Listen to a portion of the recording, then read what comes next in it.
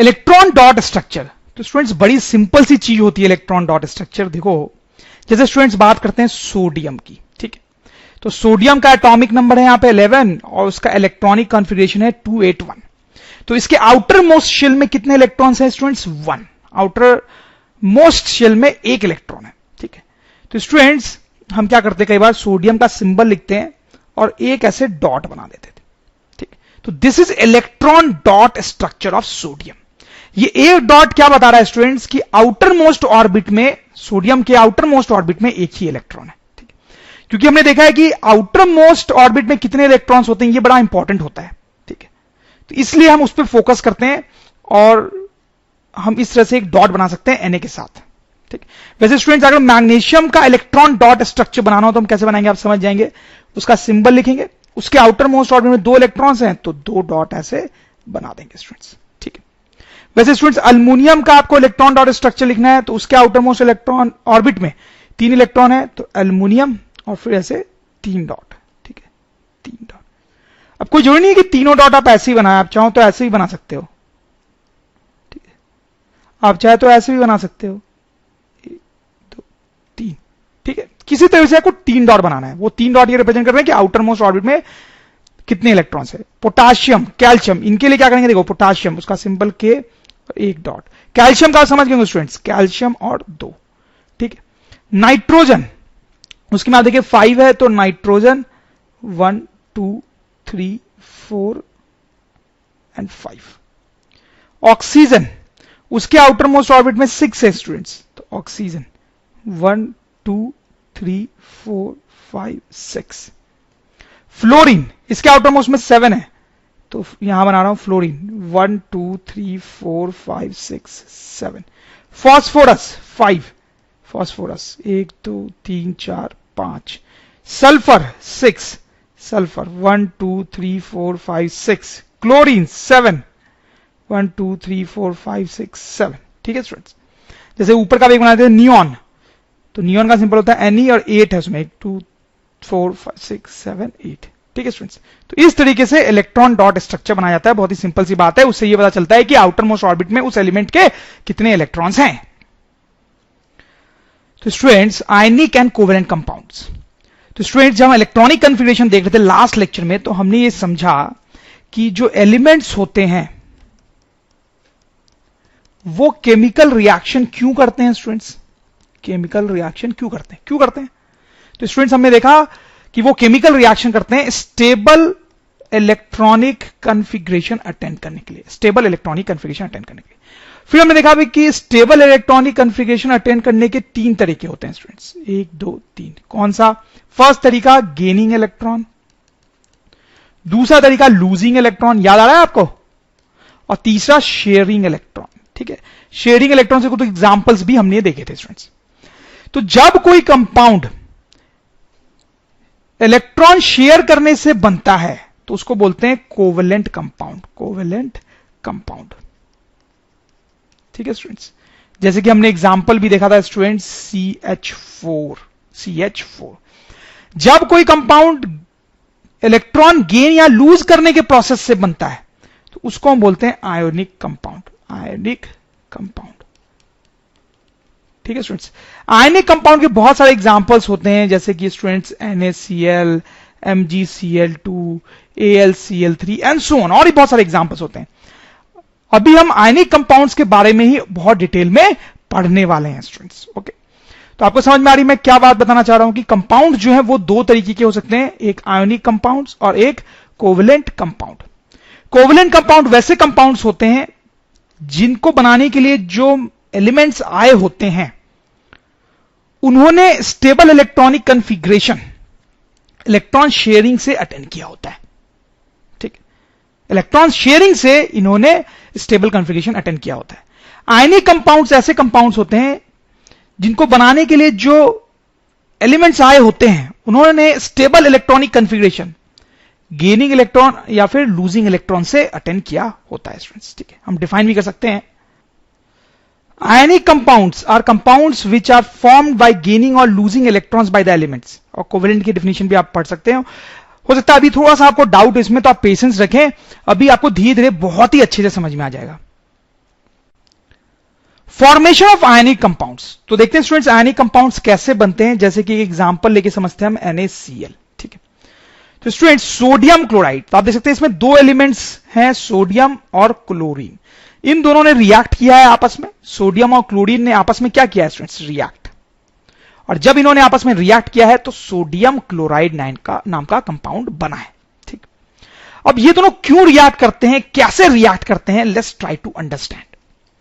देखो students, sodium की पहले बात करते हैं। कोई भी रिएक्शन में इलेक्ट्रॉनिक कन्फिग्रेशन बड़ा इंपॉर्टेंट होता है। सोडियम का इलेक्ट्रॉनिक कन्फिग्रेशन क्या होता है स्टूडेंट्स, याद है आपको, याद होना चाहिए बच्चों, 281, जो कि स्टेबल कन्फिग्रेशन नहीं है। अब हमने पढ़ा है कि कोई भी एलिमेंट जो है वो रिएक्शन करता है ताकि वो स्टेबल कन्फिग्रेशन अटेंड कर सके, स्टेबल कन्फिग्रेशन अटेंड कर सके। तो ये जो सोडियम है वो कैसे स्टेबल कन्फिग्रेशन अटेंड करेगा, ये जो आउटर मोस्ट ऑर्बिट में एक इलेक्ट्रॉन है उसको लूज करना पड़ेगा, ऐसा हमने पढ़ा है स्टूडेंट्स, ठीक है। तो एक इलेक्ट्रॉन अगर वो लूज कर देगा तो हमारे पास Na आएगा, ठीक है, जिसका इलेक्ट्रॉनिक कन्फिग्रेशन 28 होगा, क्योंकि आउटर मोस्ट वाला जो इलेक्ट्रॉन था वो तो निकल चुका है, ठीक है।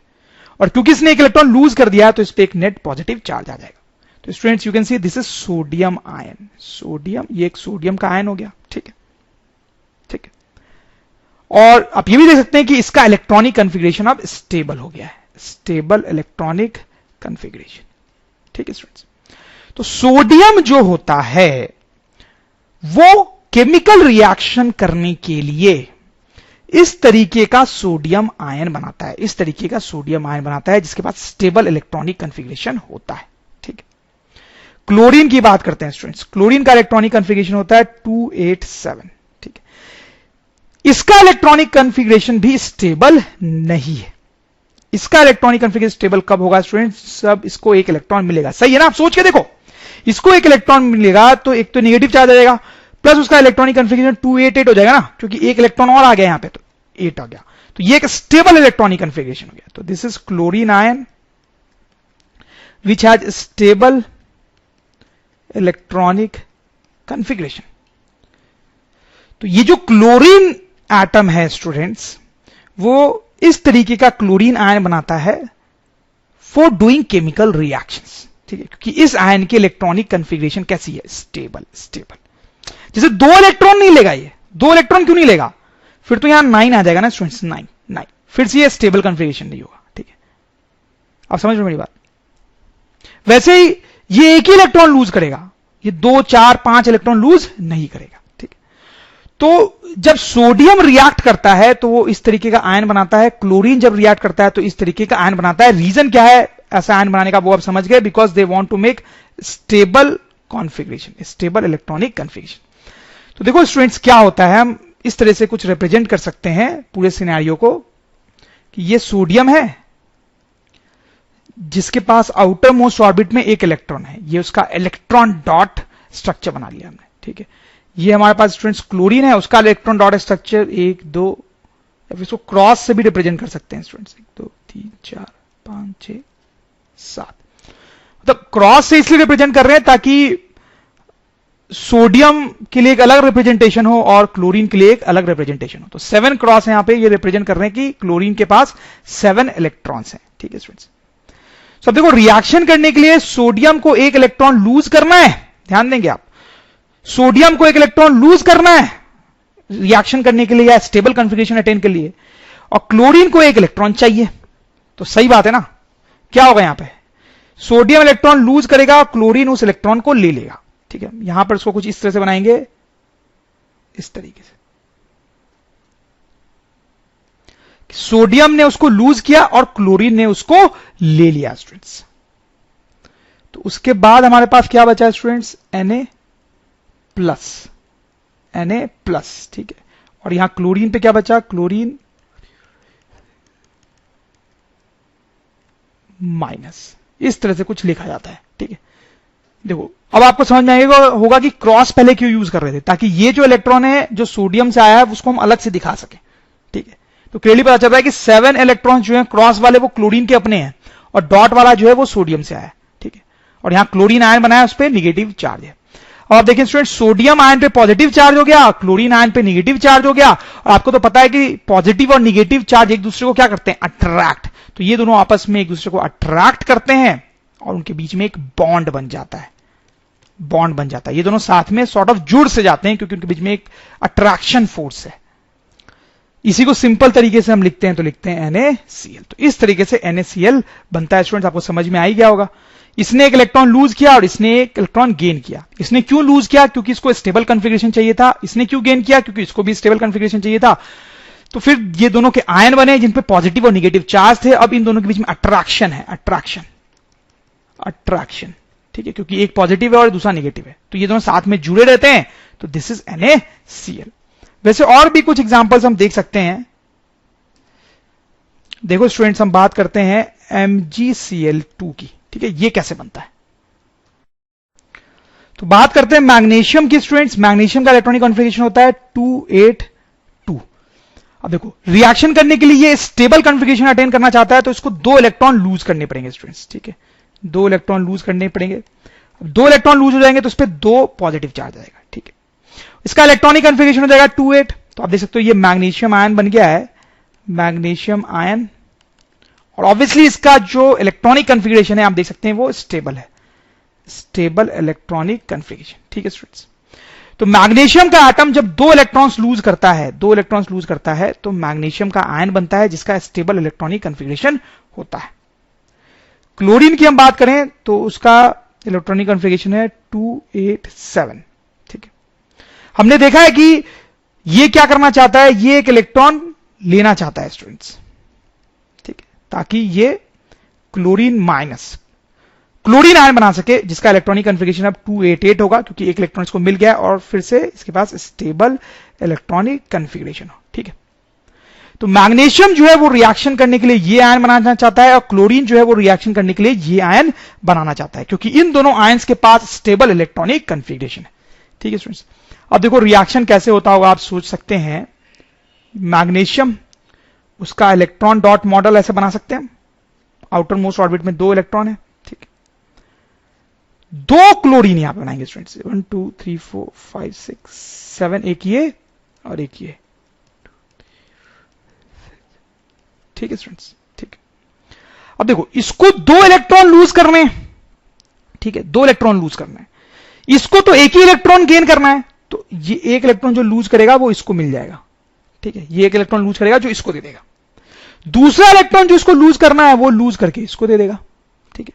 प्लीज नोट, इसको एक ही इलेक्ट्रॉन चाहिए था लेकिन इसको तो 2 लूज करने ना, तो एक इसके लिए लूज करेगा और एक इसके लिए लूज करेगा। अब स्टूडेंट्स हमारे पास क्या बनेगा, इसने 2 लूज कर दिए तो Mg2+ आयन बन गया, ठीक है।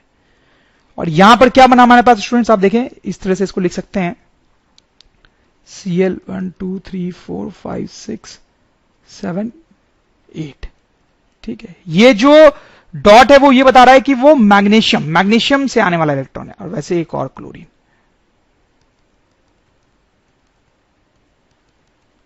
ठीक है स्टूडेंट्स, ठीक है। तो अब देखो इस मैग्नीशियम पे पॉजिटिव चार्ज है, मैग्नीशियम आयन पे, इन दोनों क्लोरीन आयंस पे निगेटिव चार्ज है, राइट स्टूडेंट्स। तो क्या होता है कि यहां पर अट्रैक्शन है इन दोनों के बीच में, अट्रैक्शन, और वैसे इन दोनों के बीच में भी अट्रैक्शन है, ठीक है। तो ये सब साथ में बंधे रहते हैं, इनके बीच में बॉन्ड बन जाता है, ठीक है। ये इससे बंधा हुआ है, ये इससे बंधा हुआ है। इसको लिखने का ये भी तरीका है कुछ इस तरीके से, Mg2+ और 2 क्लोरीन है ना यहां पे, तो उसको ऐसे भी लिख देते हैं,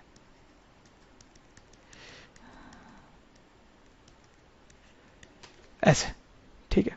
ये 2 यहां पे लिख दिया, मतलब 2 क्लोरीन के आयंस हैं, ठीक है। और मोर कॉमनली इसको लिखते हैं MgCl2, ठीक है। तो आपको समझ में आया ये MgCl2 कैसे बनता है, बिल्कुल समझ में आया होगा आपको। मैग्नीशियम ने 2 इलेक्ट्रॉन्स लूज किए, एक इलेक्ट्रॉन इस क्लोरीन ने लिया और एक इलेक्ट्रॉन इस क्लोरीन ने लिया, ठीक है। तो इस तरह से आयंस बने, इनके बीच में अट्रैक्शन फोर्स है, तो ये बंध गए आपस में, तो ये हमारे पास कंपाउंड बन गया। इसने 2 ही इलेक्ट्रॉन्स क्यों लूज किए वो आप समझते हो, so that it can attain stable electronic configuration. इसने एक ही क्यों गेन किया, so as to attain stable electronic configuration. सही है बच्चों। चलो स्टूडेंट्स एक और एग्जांपल देखते हैं। AlCl3 aluminium chloride. इसमें आप देखिए 3 क्लोरीन है, 3 क्लोरीन है, तो क्या कहानी होगी आप समझ ही रहे होंगे स्टूडेंट्स। सबसे पहले हम बात करते हैं अल्युमिनियम की, ठीक है। अल्युमिनियम एक एलिमेंट है जिसका इलेक्ट्रॉनिक कॉन्फ़िगरेशन होता है 283, ठीक है। अब देखो केमिकल रिएक्शन करने के लिए ये क्या करेगा स्टूडेंट्स, इसको स्टेबल कॉन्फ़िगरेशन चाहिए, स्टेबल कॉन्फ़िगरेशन चाहिए। कैसे मिलेगा स्टेबल कॉन्फ़िगरेशन, जब ये 3 इलेक्ट्रॉन्स को लूज करेगा, ठीक है स्टूडेंट्स। जब ये 3 इलेक्ट्रॉन्स को लूज करेगा तो क्या होगा, पहले तो यहां +3 चार्ज आ जाएगा, +3 चार्ज, +3 चार्ज। मोर एक्यूरेटली इसको इस तरह से लिखा जाता है 3 और फिर प्लस, ठीक है। बात है कि ये +3 लिखे या 3+, बट जनरली ऐसा लिखा जाता है। तो 3 इलेक्ट्रॉन्स ये लूज करेगा तो ऑब्वियसली +3 चार्ज आ जाएगा, तो ये बन गया एल्यूमिनियम आयन, एल्यूमिनियम आयन। और इसका इलेक्ट्रॉनिक कॉन्फ़िगरेशन क्या होगा स्टूडेंट्स, 28। 3 इलेक्ट्रॉन्स इसने लूज कर दिए, जो कि अब स्टेबल इलेक्ट्रॉनिक कॉन्फ़िगरेशन है, ठीक है। अब देखो इसमें क्लोरीन भी है, क्लोरीन की बात तो हम ऑलरेडी कर चुके हैं। उसका इलेक्ट्रॉनिक कॉन्फ़िगरेशन 287 होता है स्टूडेंट्स। उसको एक इलेक्ट्रॉन चाहिए, उसको एक इलेक्ट्रॉन चाहिए होता है to make chlorine minus ion, जिसका स्टेबल इलेक्ट्रॉनिक कॉन्फ़िगरेशन होता है, ठीक है स्टूडेंट्स। तो अल्युमिनियम जब रिएक्शन करेगा तो वो ऐसा आयन बनाएगा क्योंकि इस आयन का स्टेबल इलेक्ट्रॉनिक कॉन्फ़िगरेशन है। प्लीज नोट, ये 1 या 2 इलेक्ट्रॉन्स लूज नहीं करेगा, 3 करेगा। 1 या 2 लूज क्यों नहीं कर रहा है, क्योंकि 1 या 2 लूज करके स्टेबल कॉन्फ़िगरेशन तो नहीं मिलना है ना स्टूडेंट्स, इसलिए 3 लूज करता है टू मेक Al3+ आयन, जिसका स्टेबल इलेक्ट्रॉनिक कॉन्फ़िगरेशन अब है। वैसे क्लोरीन जो है 1 गेन करता है, ठीक है। तो ये अल्युमिनियम और ये क्लोरीन जब रिएक्ट करेंगे तो ये आयन और ये आयन बनेगा, ठीक है स्टूडेंट्स। तो अब देखो एग्जैक्टली क्या होता है। ऑब्वियसली आपको पता ही है कि ये जो इलेक्ट्रॉन्स लूज हो रहे हैं, ये जो इलेक्ट्रॉन्स लूज हो रहे हैं वो ये क्लोरीन गेन करता है, क्लोरीन गेन करता है। तो यहां पर क्या होता है स्टूडेंट्स, आप देखें अल्युमिनियम और उसके पास 3 1 2 3 3 इलेक्ट्रॉन से आउटर मोस्ट ऑर्बिट में, ये उसका इलेक्ट्रॉन डॉट स्ट्रक्चर है। और क्लोरीन का स्ट्रक्चर इस तरह से बनेगा, 3 क्लोरीन बनाएंगे स्टूडेंट्स। आप क्यों 3 बनाएंगे ये तो आप समझ ही रहे हो, ठीक है, क्योंकि इसको 3 इलेक्ट्रॉन्स लूज करने हैं। एक ये क्लोरीन एक्सेप्ट करेगा, एक ये क्लोरीन एक्सेप्ट करेगा और एक ये क्लोरीन एक्सेप्ट करेगा। तो ये जो अल्युमिनियम का आयन है या ये जो अल्युमिनियम है वो 3 क्लोरीन एटम से क्यों रिएक्ट कर रहा है, क्योंकि इसको 3 इलेक्ट्रॉन लूज करने हैं, ठीक है। तो एक इसको देगा, एक इसको देगा और एक इसको देगा। तो स्टूडेंट्स यहां से हमारे पास बनेगा Al+3 आयन, ठीक है। और क्लोरीन का बनेगा क्लोरीन 1 2 3 4 5 6 7 क्लोरीन माइनस आयन, 3 ऐसे बनेंगे 3, ठीक है, जिसको सिंपल फॉर्म में हम लिखते हैं AlCl3 स्टूडेंट्स, ठीक है। ये दोनों साथ साथ में रहेंगे क्योंकि इनके बीच में अट्रैक्शन फोर्स है, अट्रैक्शन, क्योंकि ये पॉजिटिवली चार्ज है और ये नेगेटिवली चार्ज है। तो इस तरह से ये आयनिक कंपाउंड बना स्टूडेंट्स। चलो स्टूडेंट्स एक दो एग्जांपल्स और मैं आपको दिखाता हूं, आपको और कॉन्सेप्ट क्लियर होगा। MgO that is magnesium oxide, ये भी एक आयनिक कंपाउंड है। ये कैसे बनता है, लेट्स हैव अ लुक। तो मैग्नीशियम की बात तो हम ऑलरेडी कर चुके हैं, उसका इलेक्ट्रॉनिक कॉन्फ़िगरेशन होता है 282, ठीक है। तो स्टेबल कॉन्फ़िगरेशन अटेन करने के लिए 2 इलेक्ट्रॉन लूज करता है, ठीक है, और बनाता है Mg2+ ion, magnesium ion which has configuration of 288 which is stable electronic configuration, ठीक है स्टूडेंट्स, कोई डाउट की बात नहीं है। ऑक्सीजन भी है यहां पे, आप देखो ऑक्सीजन का इलेक्ट्रॉनिक कॉन्फ़िगरेशन होता है स्टूडेंट्स 26, देखा है हमने स्टूडेंट्स। अब इसको स्टेबल कॉन्फ़िगरेशन कैसे मिलेगा, ये रिएक्ट करेगा स्टेबल कॉन्फ़िगरेशन के लिए। तो इसको स्टेबल कॉन्फ़िगरेशन तब मिलेगा स्टूडेंट्स के लिए, आप देख सकते हो, जब इसको 2 इलेक्ट्रॉन्स मिल पाए, 2 इलेक्ट्रॉन्स मिल पाए, ठीक है। 2 इलेक्ट्रॉन्स मिल गए तो ऑक्सीजन के ऊपर 2 नेगेटिव चार्ज हो जाएंगे। पहले ऑक्सीजन का एटम न्यूट्रल होता है, इसको 2 इलेक्ट्रॉन मिल गए तो इस पर 2 नेगेटिव चार्ज हो गया, ये ऑक्सीजन आयन हुआ। इसका इलेक्ट्रॉनिक कॉन्फ़िगरेशन अब क्या होगा 2, और यहां पे क्या होगा स्टूडेंट्स, क्या होगा 8 होगा, ठीक है। इसको तो 2 इलेक्ट्रॉन्स मिल गए ना, तो यहां 8 आ गया, 8, ठीक है। और this is a stable electronic configuration, ठीक है।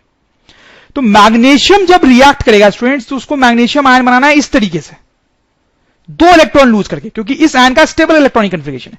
ऑक्सीजन जब रिएक्ट करेगा तो उसको ये आयन बनाना है 2 इलेक्ट्रॉन गेन करके, क्योंकि इसके पास स्टेबल इलेक्ट्रॉनिक कॉन्फ़िगरेशन है, ठीक है। तो देखो क्या होता है मैग्नीशियम, ठीक है, आउटर मोस्ट ऑर्बिट में 2 इलेक्ट्रॉन, ठीक है। Then oxygen outermost orbit में 6, 1 2 3 4 5 6। तो देखो इसको 2 लूज करने हैं और इसको 2 गेन करने हैं, सही है मामला। इसको 2 लूज करने हैं मैग्नीशियम को, ऑक्सीजन को 2 गेन करने हैं, तो ये लूज करेगा ऑक्सीजन को देगा, ये लूज करेगा फिर से ऑक्सीजन को देगा, ठीक है। तो हमारे पास क्या आएगा स्टूडेंट्स, Mg2+, ठीक है। दोनों इलेक्ट्रॉन उसने लूज कर दिए और ऑक्सीजन का क्या स्टेट होगा, 2 3 4 5 6 और 2 जो मैग्नीशियम से मिले, ठीक है, 2-, ठीक है स्टूडेंट्स। इससे पॉजिटिव चार्ज है, इस पे नेगेटिव चार्ज है, तो इन दोनों के बीच में अट्रैक्शन है, they will be hold together, उनके बीच में एक बॉन्ड बन गया, ठीक है। और इस पूरे को जनरली हम क्या लिखते हैं, MgO। तो इस तरह से ये MgO magnesium oxide, magnesium oxide का आयनिक कंपाउंड बन गया स्टूडेंट्स। एक और एग्जांपल मैं आपको दिखाना चाहता हूं students, Na2 this is sodium oxide, sodium oxide. ये कैसे बनता है, ये भी एक आयनिक कंपाउंड है, कैसे बनता है थोड़ा देखते हैं। तो इसमें ऑब्वियसली सोडियम है और ऑक्सीजन है, तो सोडियम का इलेक्ट्रॉनिक कॉन्फ़िगरेशन तो रट गया होगा आपको, ऐसा होता है कुछ। ये केमिकल रिएक्शन क्यों करता है स्टूडेंट्स, क्योंकि इसको स्टेबल इलेक्ट्रॉनिक कॉन्फ़िगरेशन चाहिए, उसके लिए इसको एक इलेक्ट्रॉन लूज करना है, तो वो एक इलेक्ट्रॉन लूज करेगा तो बनेगा Na+ which will have stable electronic configuration, ठीक है स्टूडेंट्स, 2,8। ऑक्सीजन की हम बात करें तो हमने अभी देखा कि ऑक्सीजन का इलेक्ट्रॉनिक कॉन्फ़िगरेशन होता है 2,6। स्टेबल इलेक्ट्रॉनिक कॉन्फ़िगरेशन पाने के लिए इसको 2 इलेक्ट्रॉन चाहिए, 2 इलेक्ट्रॉन जब ये लेगा तो इसका इलेक्ट्रॉनिक कॉन्फ़िगरेशन हो जाएगा 2,8, ठीक है। और क्योंकि 2 इलेक्ट्रॉन इसने ले लिए तो इस पे 2 नेगेटिव चार्ज आ जाएगा, ठीक है। 2 इलेक्ट्रॉन लिए ना यार उसने, तो नेगेटिव चार्ज बढ़ गया ना, यहां पे नेगेटिव चार्ज ज्यादा हो गया, तो 2- नेगेटिव चार्ज हो गया। अब इसके बाद स्टेबल कॉन्फ़िगरेशन है, ठीक है। तो सोडियम जो है वो Na+ आयन बनाएगा, ठीक है, केमिकल रिएक्शन में, क्योंकि ऐसा करने से उसको स्टेबल कॉन्फ़िगरेशन मिलता है।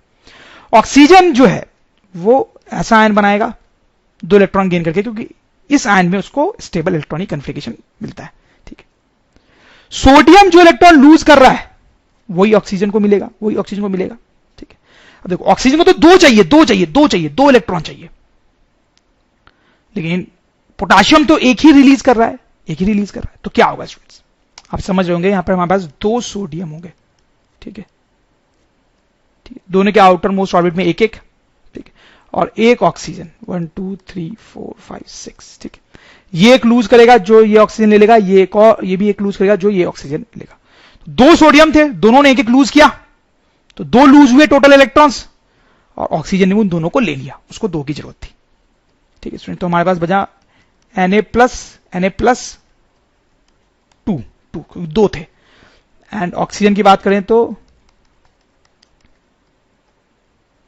2-, ठीक है स्टूडेंट्स। इसको जनरली हम कैसे लिखते हैं, Na2O। तो इस तरह से सोडियम ऑक्साइड जो है वो बनता है स्टूडेंट्स। तो इसी तरीके से स्टूडेंट्स आप एनालाइज कर सकते हो बहुत सारे दूसरे कंपाउंड्स के लिए भी, जैसे कि KCl हो गया, CaO हो गया, ठीक है, लिथियम क्लोराइड हो गया, ठीक है, Al2O3 हो गया।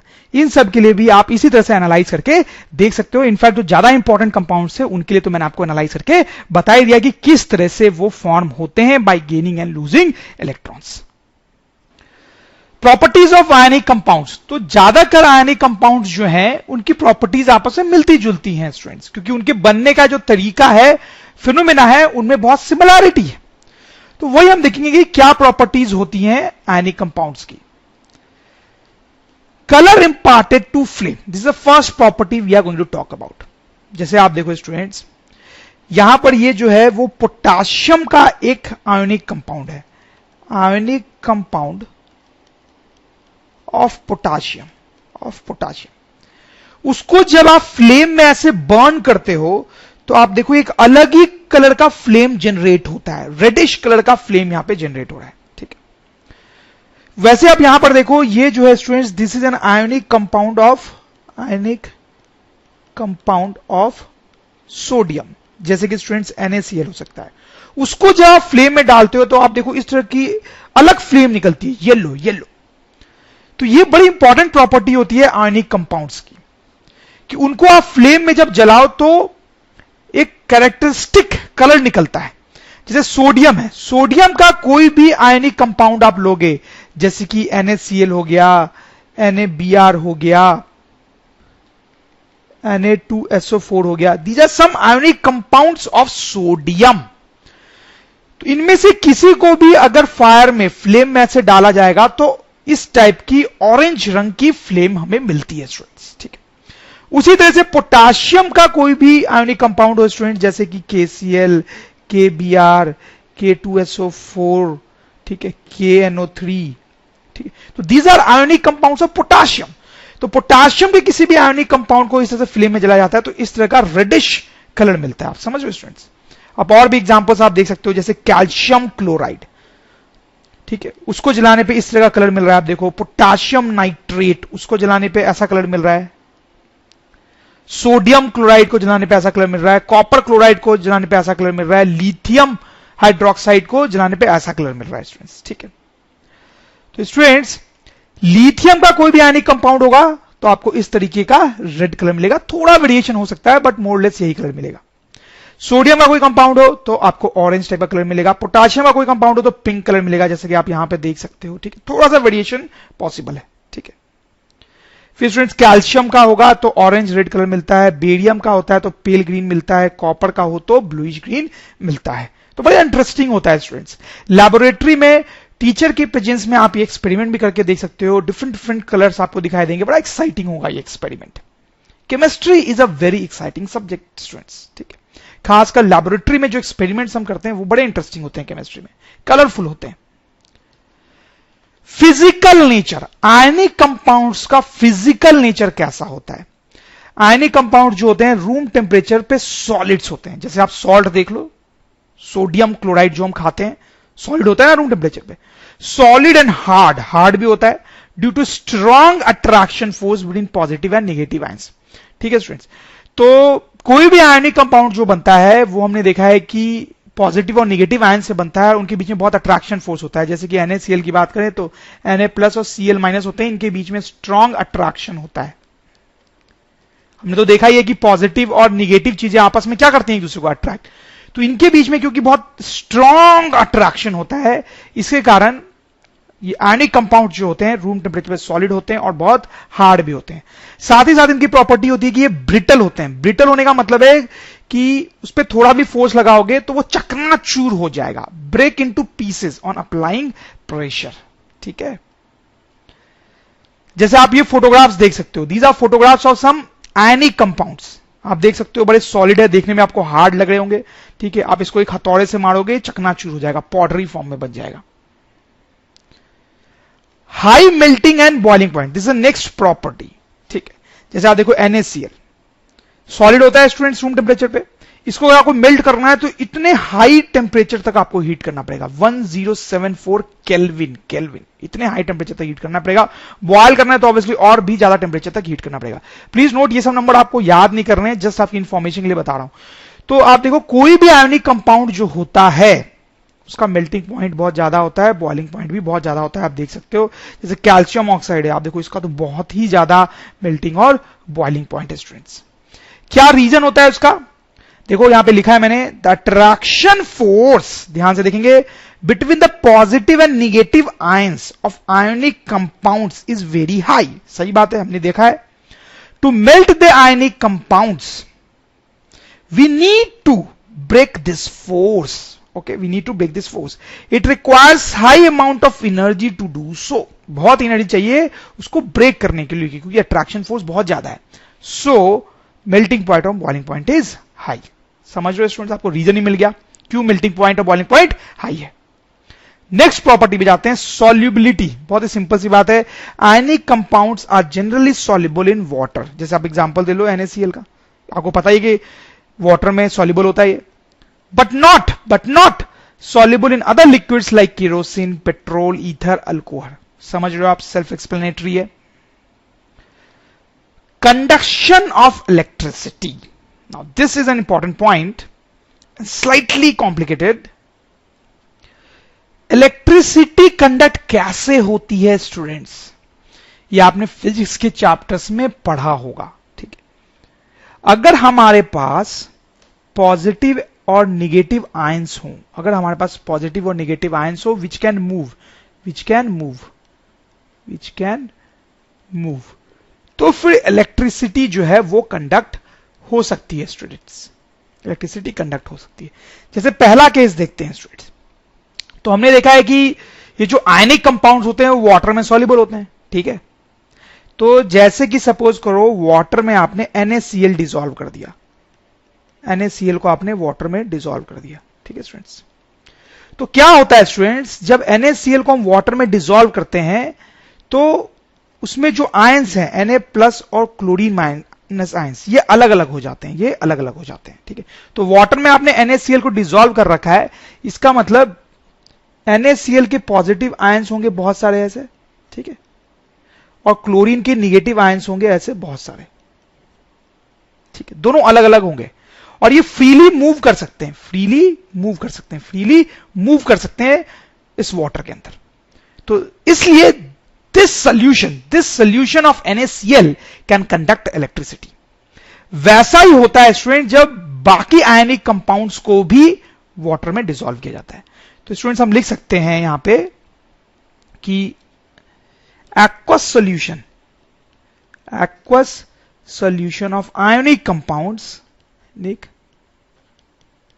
compounds have positive and negative ions which can freely move,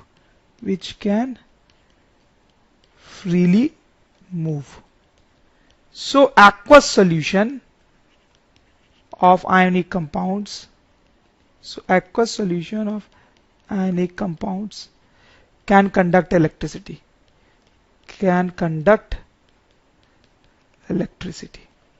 समझ लो आप स्टूडेंट्स, बहुत ही सिंपल सी बात है। नाउ सेकेंड पॉइंट पे आते हैं स्टूडेंट्स। अब जैसे आप सॉलिड फॉर्म में अगर ले लेते हो, ठीक है, जैसे सपोज करो NaCl जो नमक हम खाते हैं स्टूडेंट्स, उसका सॉलिड ब्लॉक भी आता है, हमें पाउडरी फॉर्म में मिलता है मार्केट में, बट उसका सॉलिड फॉर्म भी आता है, ठीक है। या कोई दूसरा आयनिक कंपाउंड भी आप ले सकते हो, जैसे कि मान लो आपने KCl ले लिया, ठीक है स्टूडेंट्स, सॉलिड। ये इलेक्ट्रिसिटी कंडक्ट नहीं कर सकते, क्यों? क्योंकि स्टूडेंट्स देखो इसमें पॉजिटिव Na+ आयन और निगेटिव क्लोरीन आयंस तो होते हैं, देखिए वो सॉलिड फॉर्म में ना, यहां पे उनका मूवमेंट अलाउड नहीं होता है। तो क्योंकि इन आयंस का मूवमेंट अलाउड नहीं है, इसलिए इलेक्ट्रिसिटी कंडक्ट नहीं हो सकती है। इलेक्ट्रिसिटी कंडक्ट होने के लिए आयंस होने चाहिए और मूवेबल भी होने चाहिए। तो एक्वस सॉल्यूशन में आयंस थे और मूवेबल भी थे, इसलिए इलेक्ट्रिसिटी कंडक्ट हो रही थी। सॉलिड फॉर्म में जब NaCl या KCl या कोई भी आयनिक कंपाउंड है तो आयंस तो डेफिनेटली होते हैं, लेकिन वो मूवेबल नहीं होते हैं, इसलिए इलेक्ट्रिसिटी कंडक्ट नहीं होती है स्टूडेंट्स। तो यहां पर भी हम लिख सकते हैं in solid form ionic compounds have immovable ions,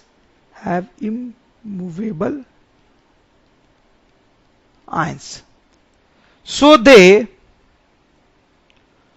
do not conduct electricity when solid, ठीक है स्टूडेंट्स। एक चीज और यहां पे देख सकते हैं, सपोज करो स्टूडेंट्स हमारे पास आयनिक कंपाउंड है, उसको हमने मेल्ट कर दिया, ठीक है, जैसे NaCl ही है, ठीक है, मेल्ट कर दिया तो उसको बोलते हैं मॉल्टन NaCl, या कोई भी दूसरा आयनिक कंपाउंड है उसको हमने मेल्ट कर दिया। तो अब क्या होता है स्टूडेंट्स, आयंस तो हैं ही, ठीक है, सोडियम के पॉजिटिव आयन और क्लोरीन के negative ions,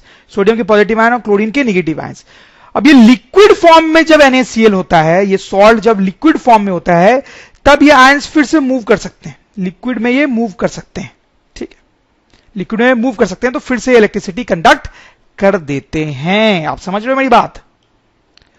in molten form ions of ionic compounds can move around to conduct electricity. तो बड़ी इंटरेस्टिंग सी बात आप देख सकते हो, जब आयनिक कंपाउंड्स का एक्वस सॉल्यूशन बनाते हैं तो वो इलेक्ट्रिसिटी कंडक्ट कर सकते हैं, जब आयनिक कंपाउंड्स को मेल्ट करते हैं, मॉल्टन फॉर्म में लाते हैं, तो भी वो इलेक्ट्रिसिटी कंडक्ट कर सकते हैं, लेकिन सॉलिड फॉर्म में वो इलेक्ट्रिसिटी कंडक्ट नहीं कर सकते हैं students. Okay students, so we are moving to a very important section of this chapter, that is called occurrence and extraction of metals. Students technically इस चीज को मेटालर्जी भी बोलते हैं। अब देखो क्या हम इसमें पढ़ने वाले हैं, that is first of all to be understood. Students बहुत सारे मेटल्स होते हैं, उनकी प्रॉपर्टीज वगैरह बहुत कुछ हमने पढ़ा है, लेकिन वो मेटल्स आते कहां से हैं? जैसे आयरन हो गया, आयरन इतना यूजफुल मेटल होता है स्टूडेंट्स, इतना यूजफुल होता है, लेकिन वो आता कहां से है? इसे इतनी सारी चीजें बनाते हैं, राइट? कॉपर ले लो, कॉपर इतना यूजफुल मेटल, लेकिन आता कहां से? तो स्टूडेंट्स इतना तो आपको पता होगा कि माइंस से आते हैं ये सब, अर्थ क्रस्ट के अंदर माइंस से इन मेटल्स को निकाला जाता है। आप देख सकते हो इन फोटोग्राफ्स में, इन सारे फोटोग्राफ्स में माइंस से एलिमेंट्स ऑब्टेन करने का काम किया जा रहा है, मेटल्स को निकालने का काम किया जा रहा है स्टूडेंट्स, ठीक है? लेकिन स्टूडेंट्स उतना आसान नहीं है। ऐसा नहीं है कि आपने यहां पे गड्ढा खोदा और आपको यहां पे आयरन रखा हुआ मिल जाएगा, ठीक है, या कॉपर रखा हुआ मिल जाएगा, आप निकाल लोगे, उसकी नेल बना लोगे, अलमीरा बना लोगे, जो भी बनाना है बना लोगे। इतना आसान नहीं है स्टूडेंट्स। अगर हम आयरन की बात करें स्टूडेंट्स, तो क्या होता है कि अर्थ क्रस्ट के अंदर आयरन के कंपाउंड्स मिलते हैं, ठीक है, आयरन के कंपाउंड्स मिलते हैं, आयरन एज सच नहीं मिलता है, आयरन के डिफरेंट डिफरेंट कंपाउंड्स मिलते हैं, और वो भी बहुत सारे इंप्यूरिटीज से मिक्स्ड होते हैं। बहुत सारे अनवांटेड चीजें इन आयरन कंपाउंड से मिक्स्ड होती हैं, ठीक है? तो ऐसे सब्सटेंसेस हमें अर्थ क्रस्ट के अंदर माइंस से मिलते हैं, उससे किसी तरीके से हमें आयरन ऑब्टेन करना पड़ता है, ठीक है? अगर हम कॉपर की बात करें तो भी वही है कि कॉपर के कंपाउंड्स हमें मिलते हैं अर्थ क्रस्ट के अंदर, जिनमें बहुत सारी इंप्यूरिटीज भी मिक्स्ड होती हैं, फिर किसी तरीके से उसमें से हमें कॉपर निकालना पड़ता है, ठीक है? तो ये जो प्रोसेस होता है उसको बोलते हैं एक्सट्रैक्शन, एक्सट्रैक्शन ऑफ मेटल्स या फिर मेटालर्जी, ठीक है स्टूडेंट्स? ज्यादातर जो मेटल्स हैं वो तो अर्थ क्रस्ट के अंदर ही माइंस में पाए जाते हैं, लेकिन कुछ एक्सेप्शंस भी हैं स्टूडेंट्स, जैसे कि सी वाटर, सी वाटर, सी वाटर में NaCl पाया जाता है स्टूडेंट्स, आपको पता ही होगा, MgCl2 पाया जाता है, मैग्नीशियम क्लोराइड, सोडियम क्लोराइड तो बहुत ही ज्यादा अमाउंट में पाया जाता है, ठीक है? तो आप देख सकते हो ये सोडियम का कंपाउंड हो गया, ये मैग्नीशियम का कंपाउंड हो गया, जो सी वाटर में पाया जाता है। इस कंपाउंड्स को हम किसी तरह से निकाल के उनमें से सोडियम या मैग्नीशियम निकाल सकते हैं स्टूडेंट्स, ठीक है? तो आप देख सकते हैं कुछ मेटल्स के कंपाउंड जो है वो सी वाटर में भी पाए जाते हैं, हालांकि ज्यादातर तो अर्थ क्रस्ट के अंदर ही पाए जाते हैं, ठीक है स्टूडेंट्स? अब यहां पर एक दो टर्म्स होते हैं which we need to understand. Mineral, आपको पता ही होगा मिनरल क्या होता है, बहुत सिंपल सा टर्म है। तो स्टूडेंट्स देखो मैंने यहां पे लिख रखा है, natural materials in which metals or their compounds are found within earth crust are called minerals। ध्यान से पढ़ेंगे स्टूडेंट्स आप, natural materials in which metals or their compounds are found within earth crust are called minerals, ठीक है? तो ऐसे natural substances जो earth crust के अंदर मिलते हैं, और उन नेचुरल सब्सटेंसेस में मेटल्स या उनके कंपाउंड्स भी मिक्स्ड हैं, तो वैसे जो सब्सटेंसेस हैं उन्हीं को हम मिनरल्स कहते हैं स्टूडेंट्स। एक बार पढ़ लेते हैं, natural materials in which metals और their compounds are found within earth crust are called minerals, ठीक है? मिनरल्स हैव मेटल्स और their compounds, minerals have metals और their compounds mixed with lots of impurities, ठीक है students, and unwanted substances. These impurities have to be removed from minerals to obtain metals or their compounds, ठीक है? Impurities को हटाने की जरूरत होती है मिनरल से, तभी हमें मेटल या उसके कंपाउंड्स मिलते हैं। अगर मेटल मिल गया तो बहुत ही अच्छी बात है, वही हमें चाहिए था, जैसे कि मान लो आयरन, कॉपर, सिल्वर, ये सब, गोल्ड। लेकिन अगर कोई कंपाउंड मिलता है मेटल का, जैसे आयरन का कोई कंपाउंड मिल गया, तो अब उस कंपाउंड से किसी तरह से फिर मेटल निकालना पड़ता है। कैसे निकालते हैं ये सब हम देखेंगे। तो मिनरल क्या आपको बहुत क्लियर हो गया होगा कि नेचुरल सब्सटेंसेस जो अर्थ क्रस्ट के अंदर पाए जाते हैं, जिसमें मेटल या मेटल के कंपाउंड्स अवेलेबल होते हैं, उनको बोलते हैं मिनरल्स। मिनरल से बहुत सारे इंप्यूरिटीज मिक्स्ड होती है, उन इंप्यूरिटीज को हटाना पड़ता है, तभी हमें मेटल्स या उसके कंपाउंड्स ऑब्टेन हो पाते हैं। फिर दूसरा टर्म होता है स्टूडेंट्स, उसी से रिलेटेड है, ore. Some minerals have high concentration of metal and some may have low. In some minerals, impurities are very hard to be removed and in some easy। देखो स्टूडेंट्स, और जो है वो मिनरल से related ही term है।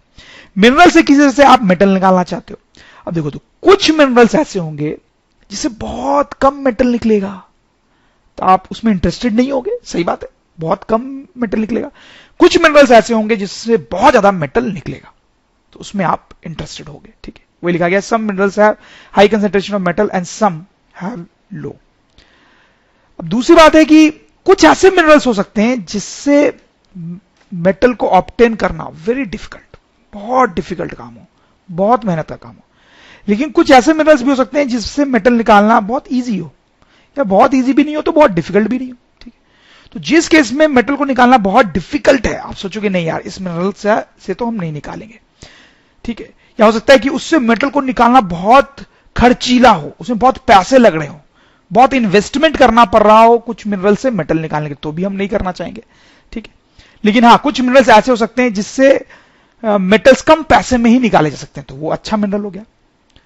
ठीक है, देखो some minerals have high concentration of metal and some may have low. ठीक है, in some minerals impurities are very hard to be removed and in some easy. ठीक है, हर टाइप के मिनरल्स हो सकते हैं।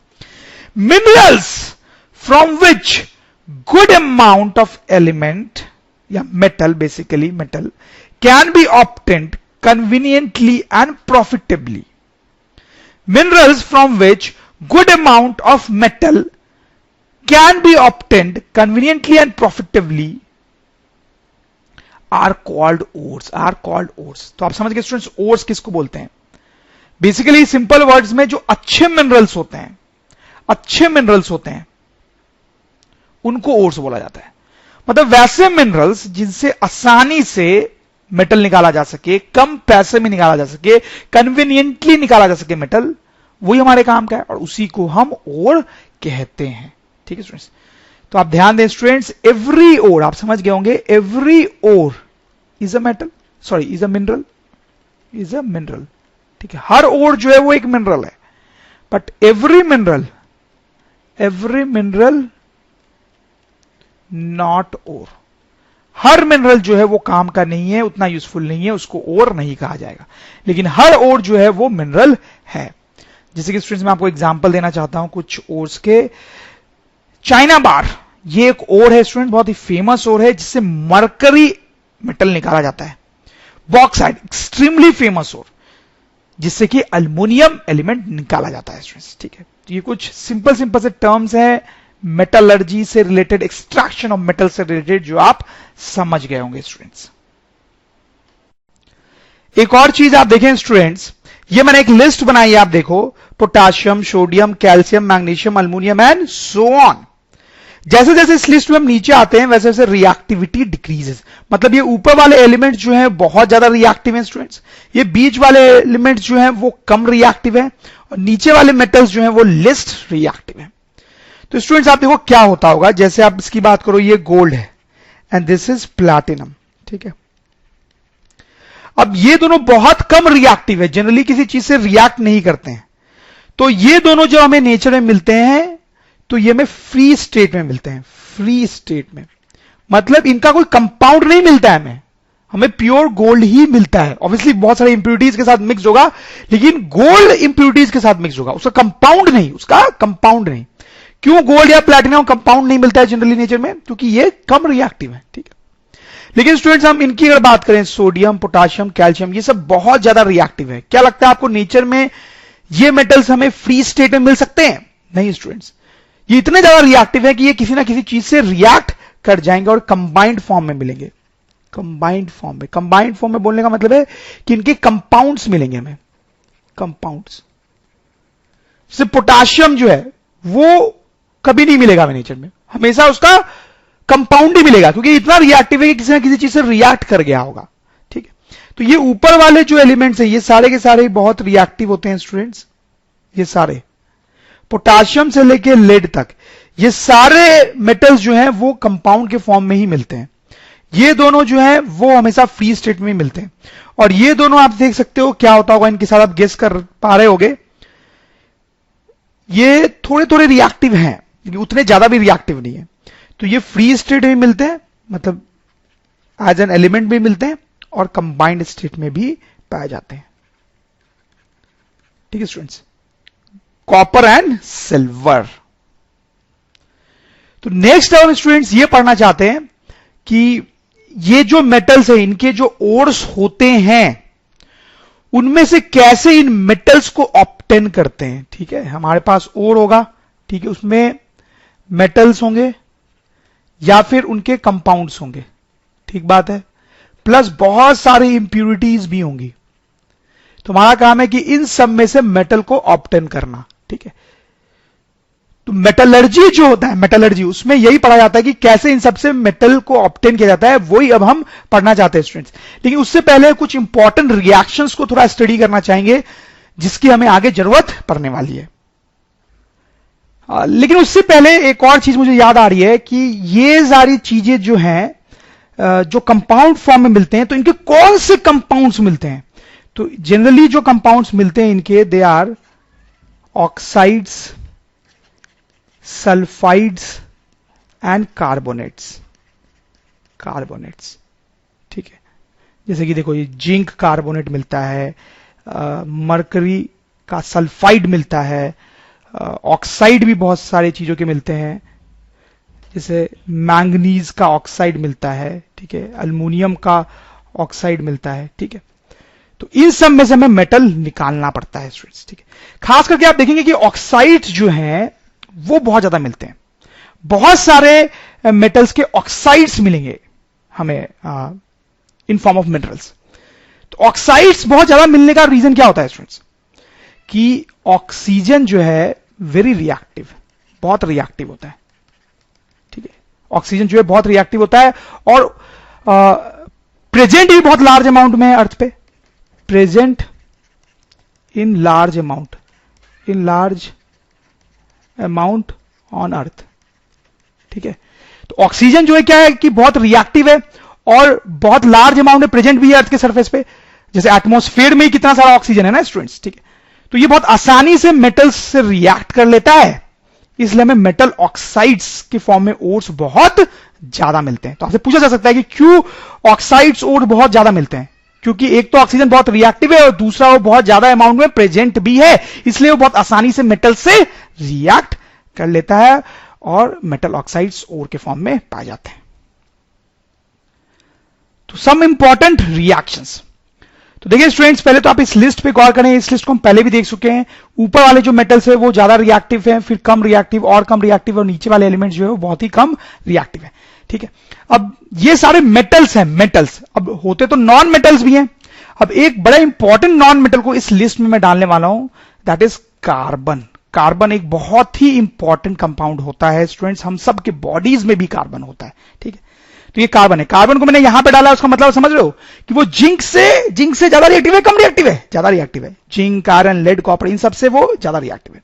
लेकिन मैंगनीज, एल्युमिनियम, मैग्नीशियम, इन सबसे कम रिएक्टिव है। ठीक है स्टूडेंट्स, अब देखो बड़ी इंपॉर्टेंट से एक रिएक्शन में आपको बताने वाला है स्टूडेंट्स। जैसे कि सपोज करो यहां ZNO है, जिंक ऑक्साइड, और उसको हम कार्बन के साथ हीट करते हैं, कोल, इन सब के साथ हमने हीट किया है स्टूडेंट्स। ठीक है, तो अब ये दोनों रिएक्ट करते हैं स्टूडेंट्स। क्या होता है कि ये जो ऑक्सीजन है वो कार्बन के साथ कंबाइन हो जाता है और कार्बन मोनोऑक्साइड गैस बन जाती है, और ये जो जिंक है वो अलग हो जाता है, जिंक बन जाता है। ठीक है स्टूडेंट, तो सबसे पहले तो देखिए स्टूडेंट्स, ये किस टाइप की रिएक्शन है, इसको हम बोलेंगे डिस्प्लेसमेंट रिएक्शन। डिस्प्लेसमेंट रिएक्शन क्या होती है स्टूडेंट्स, ये हमने पहले पढ़ रखा है। ठीक है, क्यों बोल रहे हैं इसको डिस्प्लेसमेंट रिएक्शन, क्योंकि स्टूडेंट्स जिंक ऑक्साइड में से जिंक को डिस्प्लेस किया जा रहा है, जिंक ऑक्साइड में से जिंक को डिस्प्लेस किया जा रहा है, that's why this is a displacement reaction. ठीक है स्टूडेंट्स, और भी हम इंपॉर्टेंट चीजें देख सकते हैं स्टूडेंट्स, रिडक्शन एंड ऑक्सीडेशन, ये हमने पढ़ा था। यहां पर आप देखो, ये जिंक ऑक्साइड जो है वो फाइनली जिंक में कन्वर्ट हुआ, जिंक ऑक्साइड फाइनली जिंक में कन्वर्ट हुआ, तो दिस इज रिडक्शन।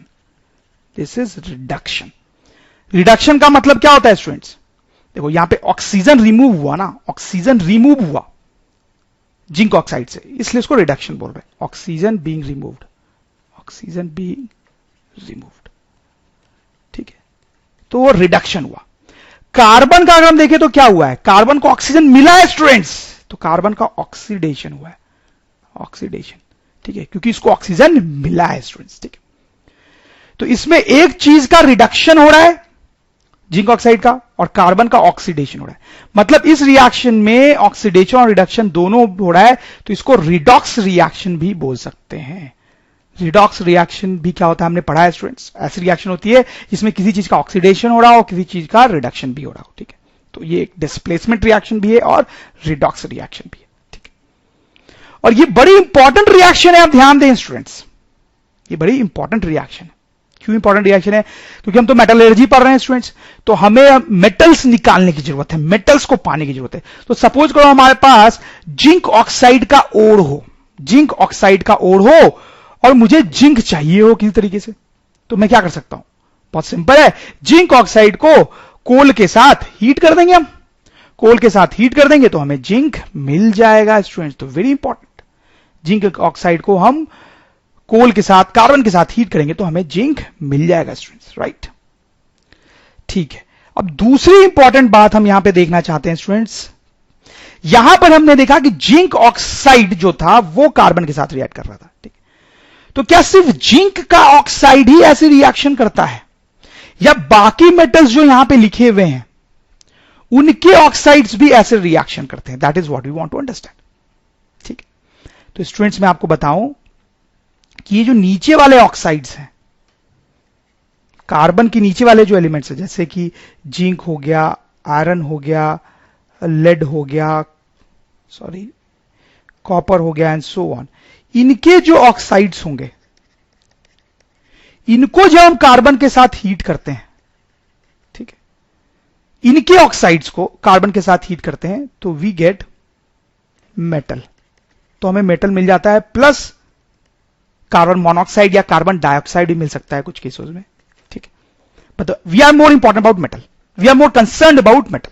ठीक है, ये जितने भी मेटल्स हैं इनके ऑक्साइड्स के साथ, इनके ऑक्साइड्स अगर है हमारे पास, इनके ऑक्साइड अगर हमारे पास हैं, तो उसको अगर हम कार्बन के साथ हीट करेंगे स्टूडेंट्स, तो हीट करने पे हमें मेटल मिल जाएगा, मेटल मिल जाएगा। बड़ा अच्छा होता है स्टूडेंट्स, ये बहुत अच्छा होता है, क्योंकि कार्बन जो होता है बहुत ही चीप होता है, कोल तो बहुत चीप होता है, सस्ता होता है। ठीक है, तो बहुत इजीली इन मेटल ऑक्साइड से, बहुत कम पैसे खर्च करके इन मेटल ऑक्साइड से हम मेटल ऑब्टेन कर सकते हैं। ठीक है, लेकिन स्टूडेंट्स अगर ये वाले मेटल्स हैं, इनका ऑक्साइड है हमारे पास, जैसे कि potassium, sodium, calcium up to manganese, इनका ऑक्साइड है, उसको अगर हम कार्बन के साथ हीट करेंगे तो कोई रिएक्शन नहीं होती है, तब हमें मेटल नहीं मिलता है स्टूडेंट्स।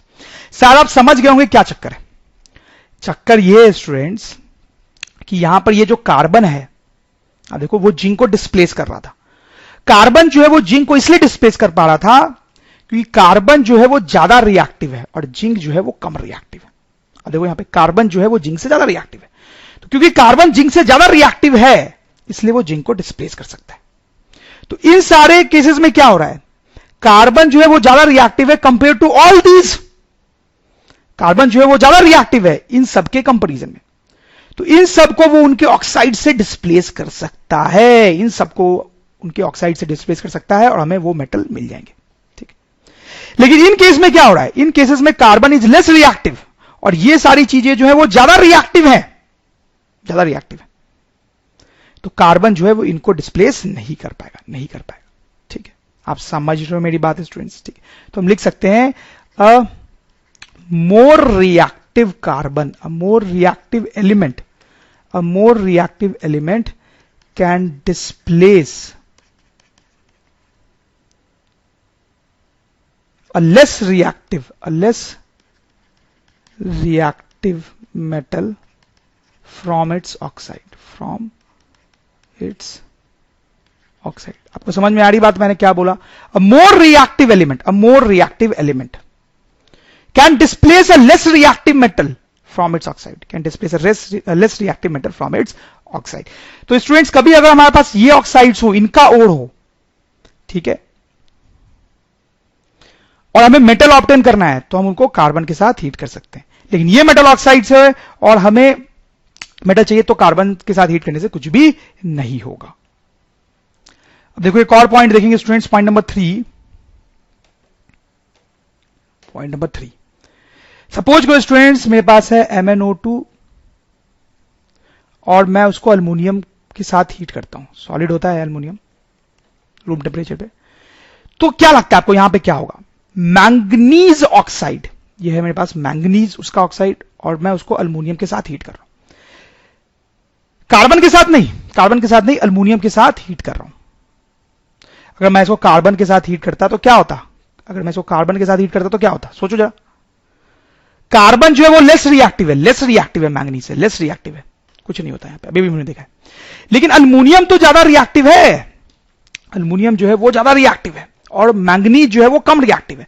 तो मैंगनीज यहां से डिस्प्लेस हो जाएगा, मैंगनीज यहां से डिस्प्लेस हो जाएगा स्टूडेंट्स, और हमें यहां पे मैंगनीज मिलेगा, और ये जो ऑक्सीजन है वो अल्युमिनियम के साथ रिएक्ट करके Al2O3 बना देगा स्टूडेंट्स। समझ रहे हैं आप स्टूडेंट्स? इसको बैलेंस कर रहा हूं मैं, इस रिएक्शन को। रिएक्शंस को बैलेंस करना केमिस्ट्री में बड़ा इंपॉर्टेंट होता है। हर चैप्टर में आप केमिस्ट्री को देख के देखोगे कि हम रिएक्शंस को बैलेंस कर रहे हैं, लेकिन हम हर बार एक्सप्लेन नहीं करेंगे उस बात को, फिर तो चैप्टर बहुत लंबा हो जाएगा, कभी खत्म ही नहीं होगी केमिस्ट्री। केमिकल रिएक्शन नाम का एक चैप्टर हमने पढ़ा था, उसमें कैसे इक्वेशंस बैलेंस्ड होती है वो हमने बहुत अच्छे से पढ़ा है। वो आपको बिल्कुल पता होना चाहिए स्टूडेंट्स, ठीक है? अगर आपको नहीं याद है, आप भूल गए हो, तो आप प्लीज वो देखें, ठीक है? तो स्टूडेंट्स आप देखें, coming back to the point, कि इसको अगर हम अल्युमिनियम के साथ रिएक्ट कराते हैं तो वी कैन गेट मैंगनीज, ठीक है? तो अभी अभी हमने देखा कि इन सब को अगर हम कार्बन से रिएक्ट कराते हैं, कार्बन से रिएक्ट कराते हैं, इन सबके ऑक्साइड्स को कार्बन से रिएक्ट कराते हैं तो कुछ नहीं होता है, ठीक है? लेकिन अगर इनके ऑक्साइड से हमें मेटल चाहिए तो हम क्या करेंगे? तो वही मैं आपको बताने की कोशिश कर रहा हूं। जैसे मैग्नीशियम ऑक्साइड, मैग्नीशियम ऑक्साइड, ठीक है, उसको हमने अल्युमिनियम से रिएक्ट करा दिया। अल्युमिनियम ज्यादा रिएक्टिव है, ज्यादा रिएक्टिव है, तो ज्यादा रिएक्टिव है, तो उसने मैंगनीज को डिस्प्लेस कर दिया स्टूडेंट्स, ठीक है? जैसे स्टूडेंट्स आप बताएं कि इन सब रिएक्शंस में क्या होगा या कुछ नहीं होगा। कॉपर ऑक्साइड को हमने अल्युमिनियम के साथ रिएक्ट कराया, कॉपर ऑक्साइड और ये अल्युमिनियम। अल्युमिनियम ऊपर आप लिस्ट में देख सकते हो, तो अल्युमिनियम जो है वो ज्यादा रिएक्टिव है, ज्यादा रिएक्टिव है, ज्यादा रिएक्टिव है, तो क्या करेगा स्टूडेंट्स? वो कॉपर को डिस्प्लेस कर देगा, तो हमें यहां पे कॉपर मिलेगा और अल्युमिनियम का ऑक्साइड मिलेगा, ठीक है स्टूडेंट्स? समझ रहे हैं आप कैसे रिएक्शंस होती है? आयरन ऑक्साइड एंड सोडियम, तो आयरन एंड सोडियम, तो सोडियम तो ऑब्वियसली लिस्ट में बहुत ऊपर है, तो सोडियम तो बहुत ज्यादा रिएक्टिव होता है, वो आयरन को डिस्प्लेस कर देगा स्टूडेंट्स, तो हमें बनेगा आयरन प्लस सोडियम का oxide. Zinc oxide and copper, उनके साथ क्या होगा? जिंक यहां पर आप देखो और कॉपर नीचे नीचे नीचे, मतलब कॉपर की रिएक्टिविटी कम है, रिएक्टिविटी कम है, तो वो जिंक को डिस्प्लेस नहीं कर पाएगा, यहां पे कोई रिएक्शन नहीं होगी, यहां पे कोई रिएक्शन नहीं होगी स्टूडेंट्स, समझ रहे हो? Sodium oxide and manganese, sodium यहां है और मैंगनीज नीचे है, उसकी रिएक्टिविटी कम है, वो सोडियम को डिस्प्लेस नहीं कर पाएगा, नहीं कर पाएगा, यहां पर रिएक्शन नहीं हो पाएगी, समझ लो? सिल्वर ऑक्साइड एंड मैग्नीशियम, सोचें स्टूडेंट्स, आप खुद बताएं मुझे, अब सॉल्व कर सकते हैं आप ये सब क्वेश्चंस।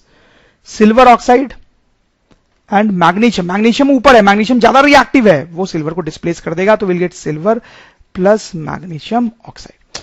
तो आपको समझ में आ रही है स्टूडेंट्स कि मेटल ऑक्साइड्स जो हैं वो दूसरे मेटल्स के साथ कब रिएक्ट करते हैं और कब नहीं करते हैं, आपको समझ में आ गई कोई बात, ठीक है? अगर ज्यादा रिएक्टिव मेटल होगा, ज्यादा रिएक्टिव मेटल होगा, तो वो लेस रिएक्टिव मेटल को डिस्प्लेस कर देगा उसके ऑक्साइड से, ठीक? कम रिएक्टिव मेटल होगा, कम रिएक्टिव मेटल होगा, तो वो ज्यादा रिएक्टिव मेटल को उसके ऑक्साइड से डिस्प्लेस नहीं कर पाएगा, ठीक है स्टूडेंट्स? आपको समझ में आ गई कोई बात? अब एक और पॉइंट देखेंगे यहां पे, तो पॉइंट नंबर 4, तो जैसे ये वाली रिएक्शन मैंने अभी भी छोड़ रखी क्योंकि इसकी बात मैं करना चाहता हूं। तो यहां पर देखो इस रिएक्शन को कैसे कराते हैं, ये मैंगनीज ऑक्साइड है जो कि सॉलिड होता है, उसको अल्युमिनियम पाउडर के साथ रिएक्ट कराते हैं, तो अच्छे से रिएक्शन होती है। इन दोनों को रिएक्ट कराने के लिए थोड़ा सा हीट करना पड़ता है, इनको थोड़ा सा हीट करना पड़ता है, ठीक है? फिर मैग्नीशियम बनता है और ये बनता है। लेकिन स्टूडेंट्स इस रिएक्शन में बहुत सारी हीट प्रोड्यूस होती है, ये एक एक्सोथर्मिक रिएक्शन है, एक्सोथर्मिक। एक्सोथर्मिक रिएक्शन क्या होती है स्टूडेंट्स? आपको याद होगा, ऐसी रिएक्शन जिसमें हीट प्रोड्यूस हो। तो स्टूडेंट्स हो सकता है आप थोड़े से कंफ्यूज हो रहे हो कि यार इसमें तो हीट देनी भी पड़ी थी, ठीक है? तो सही बात है, ये रिएक्शन कराने के लिए हमें थोड़ी सी हीट देनी पड़ती है, लेकिन बहुत ज्यादा हीट प्रोड्यूस होती है, बहुत ज्यादा हीट प्रोड्यूस होती है, तो नेट हीट प्रोड्यूस हुई है, इसलिए हम इसको एक्सोथर्मिक रिएक्शंस बोलते हैं। तो इस टाइप की जो रिएक्शंस होती है जिसमें एक मेटल ऑक्साइड होता है, ठीक है, और उसको हम एक मोर रिएक्टिव मेटल से रिएक्ट कराते हैं, मोर रिएक्टिव मेटल से, ठीक है? और फिर हमारे पास ये मान लो मेटल ए था और ये तो मेटल बी था, तो हमारे पास metal A plus oxide of B मिलता है। ठीक है, वही हो रहा है ना। तो ऐसी रिएक्शंस जो होती हैं वो जनरली बहुत एक्सोथर्मिक होती है, और उनके एक्सोथर्मिक होने से क्या होता है कि अब ये जो मैंगनीज यहां पे बनाना, ऐसे तो वो सॉलिड होता है, रूम टेम्परेचर पे सॉलिड होता है, लेकिन इतनी हीट प्रोड्यूस होगी कि वो लिक्विड फॉर्म में कन्वर्ट हो जाता है, लिक्विड फॉर्म में कन्वर्ट हो जाता है। हालांकि ये सॉलिड रहता है, इसको लिक्विड बनाने के लिए और ज्यादा हीट चाहिए होती है, लेकिन ये तो लिक्विड बन जाता है। ठीक है, तो ऐसी एक रिएक्शन बड़े इंपॉर्टेंट होती है आयरन ऑक्साइड की, Fe2O3। ये एक सॉलिड है स्टूडेंट्स, इसको जब हम अल्युमिनियम पाउडर से रिएक्ट कराते हैं हीट करके, तो क्या होगा स्टूडेंट्स, क्या होगा? आप देखो जरा, अल्युमिनियम अल्युमिनियम अल्युमिनियम यहां पर है लिस्ट में, और आयरन जो है वो नीचे, मतलब अल्युमिनियम ज्यादा रिएक्टिव है ना, तो अल्युमिनियम ज्यादा रिएक्टिव है तो क्या होगा, वो आयरन को डिस्प्लेस कर देगा स्टूडेंट्स। तो हमारे पास यहां पे आयरन बनता है प्लस अल्युमिनियम ऑक्साइड। ठीक है स्टूडेंट्स, और बहुत सारी हीट प्रोड्यूस होती है, एक्सोथर्मिक रिएक्शन है ये। बैलेंस भी कर लेता हूं थोड़ा सा। ठीक, बहुत सारी हीट प्रोड्यूस होती है, इतनी हीट प्रोड्यूस होती है स्टूडेंट्स कि ये जो आयरन बनता है वो लिक्विड फॉर्म में कन्वर्ट हो जाता है, हालांकि ये सॉलिड रहता है। तो यहां पे मॉल्टन आयरन बनता है, मॉल्टन iron. Now this is the important point of this reaction कि यहां पे मॉल्टन आयरन बनता है, मॉल्टन आयरन। ठीक है, इसका बड़ा यूज है स्टूडेंट्स, इस रिएक्शन का बड़ा यूज है। जैसे कि क्या यूज है, फॉर एग्जांपल मैं आपको बताता हूं। अब देखिए स्टूडेंट्स, ये एक रेलवे ट्रैक है, आप देख रहे हो रेलवे ट्रैक है, बीच से ये रेलवे ट्रैक टूट गई, किसी कारण से टूट गई, उसमें क्रैक आ गया स्टूडेंट्स। तो अब उस क्रैक को क्या करना पड़ेगा, फिल करना पड़ेगा हमें, क्रैक को फिल करना है ना। कैसे करें उस क्रैक को फिल? आयरन से ही फिल करना पड़ेगा, ऑब्वियस सी बात है, लेकिन सॉलिड आयरन से करेंगे तो क्रैक पूरी तरह से फिल नहीं होगा, आप समझ रहे हो ना बात। तो लिक्विड आयरन से फिल करना पड़ेगा। तो आपको समझ में आ गया इसके यूज क्या है। देखो ये जो एपरेटस आपको दिख रहा है ना स्टूडेंट्स, इसमें Fe2O3 है और अल्युमिनियम है, वो दोनों रिएक्ट कर रहे हैं, रिएक्ट करके मॉल्टन आयरन बना रहे हैं, जो कि यहां नीचे से निकल रहा है, मॉल्टन आयरन। ये मॉल्टन आयरन उस गैप में जाके उस गैप को भर देगा और फिर सॉलिडिफाई हो जाएगा, तो गैप जो है पूरी तरह से फिल हो जाएगा। ठीक है, तो ये रिएक्शन बड़ी यूजफुल होती है। हम लिख भी सकते हैं कि this reaction is used to fill gap between railway tracks or to repair machine parts। Machines भी होती है बहुत सारी जो आयरन की बनी हुई होती है, उनके पार्ट्स में भी कुछ क्रैक व्रैक आ गया तो वो भी इसी तरह से रिपेयर किया जाता है। और स्टूडेंट्स, ये जो रिएक्शन है हमारी, ये जो रिएक्शन है, ये इसको थर्मिट रिएक्शन बोलते हैं, थर्मिट रिएक्शन, क्योंकि बड़ी इंपॉर्टेंट रिएक्शन है, इंडस्ट्री में बहुत यूज होता है इसका, इसलिए इसको एक नाम दे दिया गया है, थर्मिट रिएक्शन। ओके स्टूडेंट्स, तो अब हम मेन चीज पे आते हैं, ऑब्टेनिंग मेटल फ्रॉम ओर। मतलब जो ओर होता है उससे मेटल को कैसे ऑब्टेन किया जाता है स्टूडेंट्स। तो उसमें बेसिकली 3 स्टेप्स इन्वॉल्व होते हैं। फर्स्ट स्टेप का नाम होता है इनरिचमेंट ऑफ ओर, दूसरे स्टेप का नाम होता है एक्सट्रैक्शन ऑफ मेटल, और तीसरे का रिफाइनिंग दी मेटल। हालांकि इन तीनों स्टेप्स को हम बहुत डिटेल में भी देखने वाले हैं, बट एक मैं आपको ब्रीफ आइडिया दे देता हूं कि इन तीनों स्टेप्स में एक्चुअली क्या होता है। सपोज करो ये हमारे पास ओर है स्टूडेंट्स, दिस इज ओर। ठीक है, तो अब देखो ओर है, इसका मतलब क्या है कि इसके अंदर मेटल होगा, ठीक है, या फिर मेटल का कोई कंपाउंड होगा। ठीक है, मेटल या मेटल का कोई कंपाउंड होगा, लेकिन साथ ही साथ इसके बहुत सारी इंप्यूरिटीज भी होंगी, इसमें बहुत सारी इंप्यूरिटीज होंगी। इंप्यूरिटीज मतलब और बहुत सारे रॉक्स हो सकते हैं इसके साथ, और बहुत सारी सैंड हो सकती है, सॉइल हो सकता है, ये सब भी इस ओर में होंगे।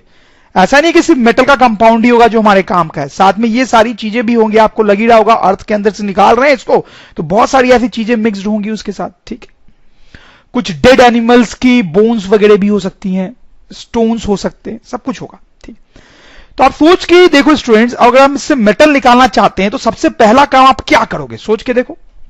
सबसे पहला काम आप करोगे स्टूडेंट्स कि ये जो इंप्यूरिटीज है, रॉक्स है, सैंड है, सॉइल है, इन सबको तो एटलीस्ट हटाया जाए ना।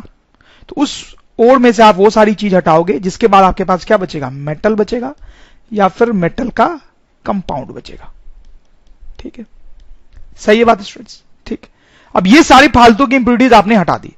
देखो, अगर आपके पास मेटल मिला तब तो बहुत अच्छा है, ऑलमोस्ट आपका काम हो गया है। बट ऐसा तो बस कुछ ही केसेस में होता है कि मेटल जो है वो फ्री फॉर्म में मिल जाए, ज्यादा करके केस में तो मेटल जो है वो कंपाउंड के फॉर्म में ही मिलता है। तो अब कंपाउंड के फॉर्म में अगर मेटल है तो आपको क्या करना पड़ेगा स्टूडेंट्स, आपको कुछ केमिकल रिएक्शंस परफॉर्म करनी पड़ेंगी ताकि मेटल कंपाउंड से आपके पास मेटल मिले। ठीक है, मेटल का कोई कंपाउंड हो सकता है, जैसे मेटल ऑक्साइड हो सकता है, जैसे मान लो MnO2 है, मैंगनीज का ऑक्साइड है। ठीक है, तो आपको कुछ ऐसी केमिकल रिएक्शंस करनी पड़ेगी इसके साथ ताकि आपके पास क्या बचे, Mn बचे, मैंगनीज बचे, सिर्फ मेटल है। ठीक है स्टूडेंट्स, तो मेटल मिल गया आपको स्टूडेंट्स। ठीक है, और से आपने मेटल निकाल लिया। लेकिन स्टूडेंट्स ये जो मेटल मिला है आपको, इसमें अभी भी कुछ छोटी मोटी इंप्यूरिटीज हो सकती है, मिक्स्ड हो, कुछ दूसरे मेटल्स के थोड़े पार्ट भी इसमें हो सकते हैं। ठीक है, या कुछ दूसरे कंपाउंड्स भी इसमें थोड़े से अमाउंट में हो सकते हैं। इंप्यूरिटीज इन ए स्मॉल अमाउंट, इंप्यूरिटीज इन ए स्मॉल अमाउंट, तो थोड़े से अमाउंट में इसमें अभी भी इंप्यूरिटीज हो सकती है। तो आप कुछ अब ऐसा करोगे ताकि वो इंप्यूरिटीज पूरी तरह से गायब हो जाए और आपको क्या मिले स्टूडेंट्स, प्योर मेटल। समझ रहे हो स्टूडेंट्स आप, ये हमारा पूरा काम हो गया। सबसे पहले हमारे पास और था जिसमें मेटल का कंपाउंड है और बहुत सारी गंदगी है, तो सबसे पहले हम सिंपल सा काम ये करेंगे कि सारी इस गंदगी को हटाएंगे। ठीक है, तो हमारे पास ये बना। ठीक है, अब सिर्फ मेटल का कंपाउंड रह गया। ठीक है, अब कुछ केमिकल रिएक्शंस की ताकि मेटल ही बचे, लेकिन अभी भी जो मेटल मिलता है उसमें कुछ छोटी मोटी इंप्यूरिटीज बची हुई हो सकती हैं, कोई दूसरा कंपाउंड, कोई दूसरा मेटल हो सकता है, तो उसको भी हटाने की जरूरत पड़ सकती है। ठीक है, ऐसा भी हो सकता है कि यहां पर जो मेटल मिला वो प्योर हो, ऐसा भी हो सकता है, ऐसा भी हो सकता है। तो अगर ऐसा है तो ठीक है, हम यहीं रुक जाएंगे, लेकिन ऐसा नहीं है, अगर हमें लगा कि कुछ इंप्यूरिटीज हैं तो फिर हमें ये एक और स्टेप करना पड़ेगा स्टूडेंट्स। ठीक है, तो ये हमारा पहला स्टेप है, enrichment of ore, enrichment of ore. ये हमारा दूसरा स्टेप था जब हमने मेटल निकाला, that is extraction of metal, और यही सबसे इंपॉर्टेंट स्टेप है, आप समझ सकते हो स्टूडेंट्स। और फिर अगर ये करने की जरूरत पड़ी तो ये हमारा थर्ड स्टेप है, that is refining the metal. हो सकता है कि ये नहीं भी करना पड़े। ठीक है, तो अब इन्हीं 3 स्टेप्स को थोड़ा और डिटेल में समझने की जरूरत है स्टूडेंट्स। खासकर ये जो स्टेप है ये बहुत इंपॉर्टेंट होता है, जिसको हम बहुत डिटेल में देखेंगे स्टूडेंट। तो स्टार्ट करें। इनरिचमेंट और की बात कर लेते हैं, वो तो बहुत ही सिंपल है स्टूडेंट्स। ये सारी जो इंप्यूरिटीज होती हैं ओर में, उनको बोलते हैं गैंगू, GANGUE। इसकी डिफिनेशन में हम लिख सकते हैं स्टूडेंट्स, आप देखो, ore obtained from mines is contaminated with lots of impurities like sand, soil, rocks etcetera. These impurities are called gangue. ठीक है स्टूडेंट्स, इनरिचमेंट ऑफ ओर का मतलब क्या होता है कि ये जो गैंगू है, ये जो इंप्यूरिटीज हैं, ये सब इनको ओर से अलग करना, इनको ओर से अलग करना। तो हम लिख भी सकते हैं स्टूडेंट्स की enrichment of ore involves removal of gangue. ठीक है स्टूडेंट्स, तो ये बहुत ही सिंपल सा स्टेप होता है देखा जाए तो। हालांकि इन सब को हटाना उतना आसान नहीं होता है, कई बार बहुत सारे कॉम्प्लिकेटेड प्रोसेस का हमें यूज करना पड़ सकता है गैंगू को हटाने के लिए ओर से। बट वो मेथड्स क्या होते हैं वो हम इस कोर्स में देखेंगे, वो सब हम हायर क्लासेस में देखेंगे स्टूडेंट्स। ठीक है, हम सेकंड स्टेप पे फोकस करेंगे स्टूडेंट्स, एक्सट्रैक्शन ऑफ मेटल, कि अब मेटल कंपाउंड जो है उससे मेटल कैसे निकाला जाए, इसको हम डिटेल में जरूर देखेंगे यहां पे। तो आपको तो पता ही है स्टूडेंट्स कि इस स्टेप में हमारे पास मेटल कंपाउंड होता है, उससे हमें मेटल निकालना होता है। ठीक है, कोई केमिकल रिएक्शन यहां पे इन्वॉल्व होती है। अब देखिए स्टूडेंट्स, यहां पे मैंने कुछ मेटल्स की लिस्ट बनाई है, आप देख सकते हो लिस्ट किस ऑर्डर में है। ऊपर सोडियम, पोटेशियम, कैल्शियम है, ये सब जो कि बहुत हाईली रिएक्टिव होते हैं। नीचे आप देखो सिल्वर, गोल्ड, प्लैटिनम, ये सब है जो कि बहुत कम रिएक्टिव होते हैं। मतलब जैसे जैसे आप नीचे आ रहे हो रिएक्टिविटी जो है वो कम हो रही है। अब यहां पे समझने वाली बात यह है स्टूडेंट्स कि हर मेटल की अपनी प्रॉपर्टी होती है, उसके कंपाउंड की प्रॉपर्टी भी अलग होगी। मतलब कैल्शियम ले लें तो उसके जो कंपाउंड्स होंगे उनकी अलग प्रॉपर्टीज होगी, वो अलग टाइप के रिएक्शंस करते होंगे। मरकरी ले लें तो उसके जो कंपाउंड्स होंगे वो अलग टाइप से रिएक्ट करते होंगे। तो समझने वाली बात यह है कि डिफरेंट मेटल्स के लिए ये प्रोसेस करते टाइम अलग अलग टाइप की केमिकल रिएक्शंस यूज हो सकती हैं, अलग अलग टाइप की केमिकल रिएक्शंस यूज हो सकती है। लॉजिकल है ना, सबकी अलग अलग प्रॉपर्टीज हैं, तो सबके लिए अलग अलग टाइप की रिएक्शंस यूज हो सकती हैं। अब ध्यान दें स्टूडेंट, सबसे नीचे से स्टार्ट करते हैं। तो ये तीनों मेटल्स आप देखें, ये बहुत ही कम रिएक्टिव हैं, और मैंने आपको बताया भी था कि गोल्ड और प्लैटिनम ये तो जो है वो फ्री स्टेट में ही पाया जाता है और सिल्वर जो है वो मोस्टली फ्री स्टेट में पाया जाता है। ठीक है, तो ये तीनों क्योंकि फ्री स्टेट में ही ज्यादा पाए जाते हैं, किसी कंपाउंड के फॉर्म में नहीं पाए जाते हैं, तो उनके लिए तो ये स्टेप करना पड़ेगा क्या? आप सोच के देखो स्टूडेंट्स, उनके लिए तो ये स्टेप करने की जरूरत ही नहीं है क्योंकि पहले आपके पास मेटल ही है डायरेक्ट। ठीक है, तो इनके लिए तो ये काम करना ही नहीं है।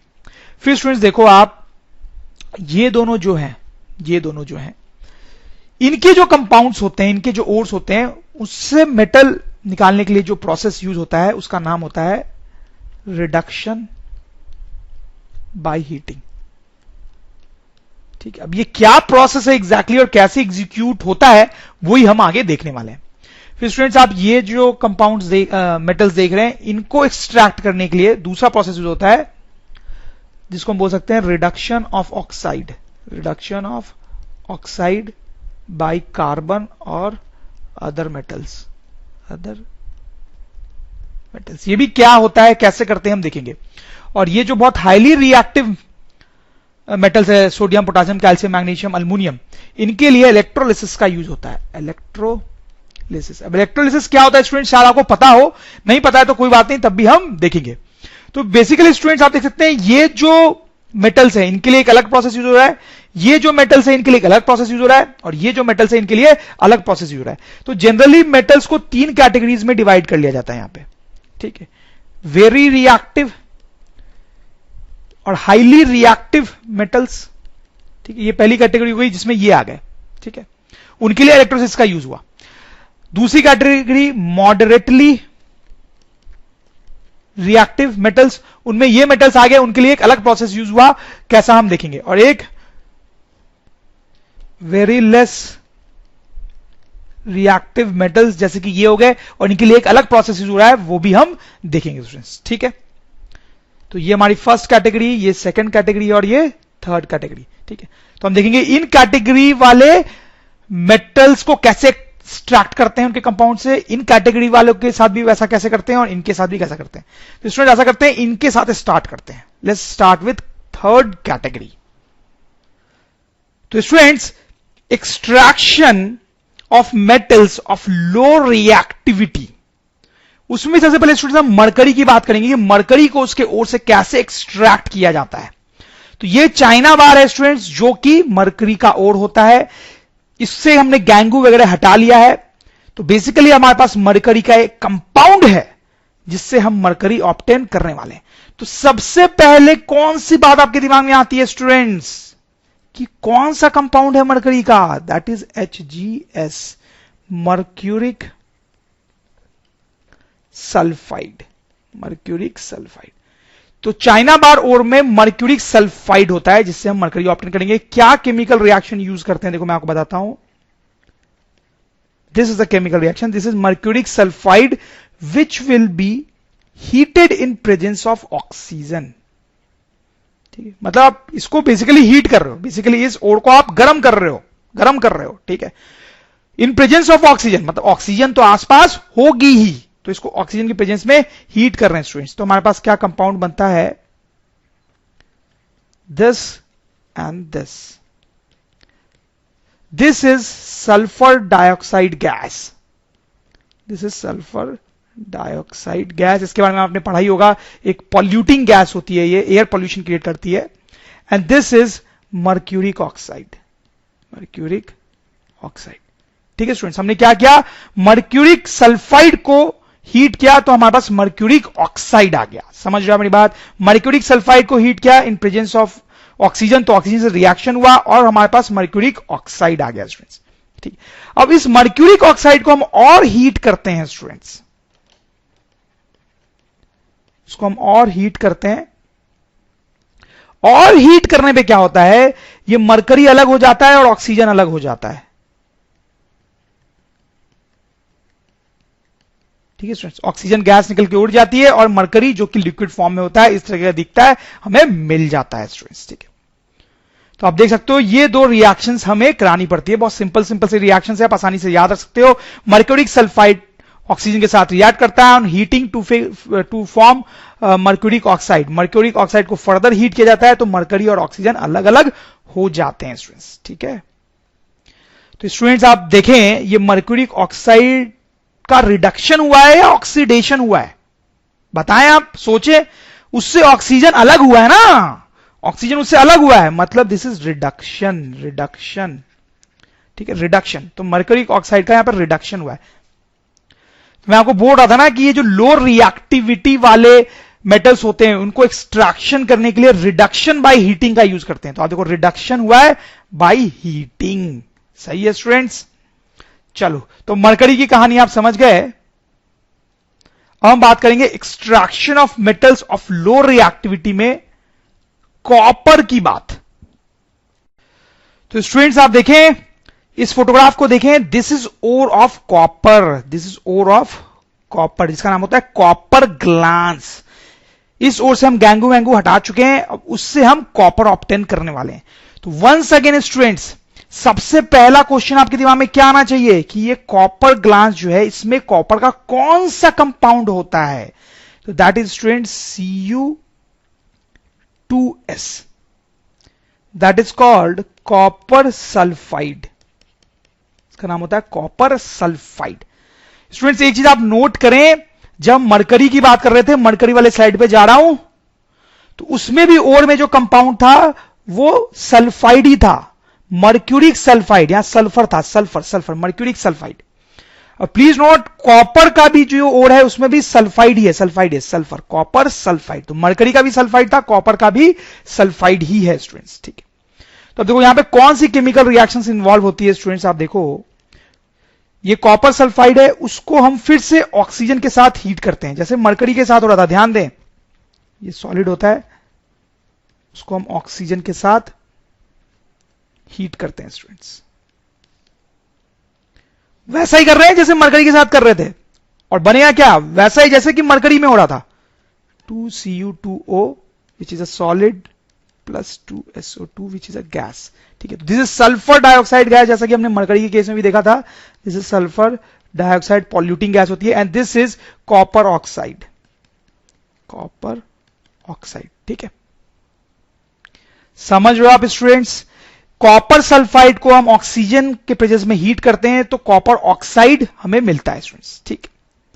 जब काफी कॉपर ऑक्साइड बन जाता है, जब काफी कॉपर ऑक्साइड बन जाता है तो क्या होता है, अब मैं आपको बताऊं कि ये जो कॉपर ऑक्साइड बना है, प्लीज ध्यान दें, इट्स वेरी इंटरेस्टिंग, ये जो कॉपर ऑक्साइड बना है ये बचे हुए कॉपर सल्फाइड से रिएक्ट कर जाता है। देखो कैसे, ये जो कॉपर ऑक्साइड बना ये बचे हुए कॉपर सल्फाइड से रिएक्ट कर जाता है हीट करने पे। ये जो बना, आप हीट तो कर ही रहे हो, ये जो बना वो इससे वापस से रिएक्ट कर जाता है, ठीक है, और रिएक्ट करके बनाता है students copper and SO2 gas. तो इस तरह से हमें कॉपर मिल जाता है। तो मरकरी केस में ये वाली इक्वेशन थोड़ी अलग थी, जबकि ये वाली इक्वेशन सेम थी। थोड़ा मरकरी को रिकॉल करते हैं पीछे जाके। मरकरी वाले केस में मरकरी का जो सल्फाइड था उसको ऑक्सीजन के साथ हीट किया गया था, तो मरकरी का ऑक्साइड बना था और SO2 बना था, ठीक है, ठीक है स्टूडेंट्स।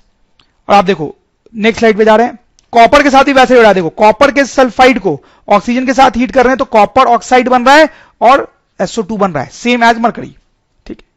फिर मरकरी पे जाता हूं। अब मरकरी में क्या कर रहे थे कि ये जो चीज बनी थी oxide oxide oxide oxide oxide, उसको हीट किया था तो मरकरी अलग हो गया था, ऑक्सीजन अलग हो गया था। सिंपली इस ऑक्साइड को हीट करने पे मरकरी अलग हो गया था और ऑक्सीजन अलग हो गया था। लेकिन कॉपर में अलग हो रहा है, सिंपली इसको हीट करने से कॉपर और ऑक्सीजन अलग नहीं होता है। ये जो चीज है वो इसके साथ फर्दर रिएक्ट करती है, ये दोनों आपस में रिएक्ट कर रहे हैं, आप देख सकते हो, और हीट करने पे कॉपर बनता है स्टूडेंट्स, कॉपर बनता है। समझ लो, वेरी इंटरेस्टिंग।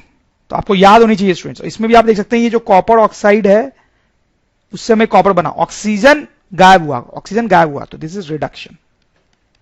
यहां पे कॉपर ऑक्साइड का क्या हुआ स्टूडेंट्स? रिडक्शन, क्योंकि ऑक्सीजन हट गया और हमें कॉपर मिला। अगर आपको यह वीडियो अच्छा लगा हो तो कृपया इसे लाइक करें।